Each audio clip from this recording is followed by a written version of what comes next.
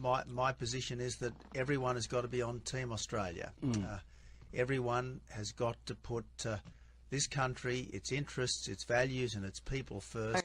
What does the panel think of Tony Abbott's use of the divisive term Team Australia? And the Team Australia example, it's the language of division, it's the language of inclusion and exclusion. But some in this community say they've been unfairly targeted by the raids and by the rhetoric around Team Australia. But the Team Australia rhetoric, how has that been, the perception in the community, and that's all I can report on the perception in the community, it was highly divisive, extremely highly divisive. This Team Australia, which sounds it's just sort of framing up this issue in terms of that narrative or that storyline that everybody fits into this picture, and that shift needs to change. Team Australia, from the mouth of Tony Abbott, is a word of inclusion. It is a word of inclusion. It is just listen. Just bear with me. It is a word of unity, of bringing people together.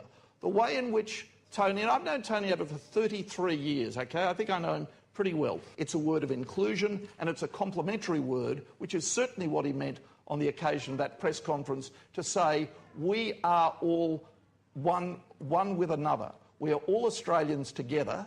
That's what he meant. We're all on Team Australia. We're all Australians together, and we owe a loyalty and we have a commitment to one another. Team Australia sounds more like a Team Abbott, and it's clearly at odds with the stated objective to consult with the Muslim community.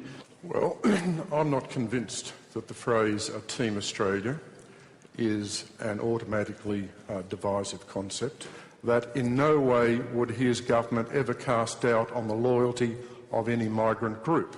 So I think we need to be very careful about this phrase Team Australia. Who's not in the and team, how it's Paul? interpreted. Who's not in the team? If there's a team, must be people who are not members. Well, I mean, I guess you'd have to ask the Prime Minister that. I don't think the language Team Australia is provocative so much as banal.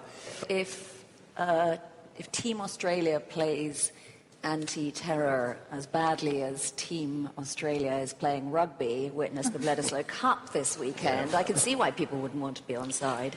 And the community is being forced with the Team Australia to into the 10 years ago, 15 years ago, when George Bush used similar rhetoric, you are with us or with them. And they feel like either you are on Team Australia or you are with the Team ISIS. And it's a kind of a divisive language that we see filtered down in the media. The government's used the term Team Australia a lot. I'm worried about the emergence of Team Idiot. We need to form a team, Australia team, where all the players will do their best to counter this radicalization. After all, it is our responsibility because our young boys and girls have been targeted, but we can't do it on our own, and we need to have a true dialogue with government and government officials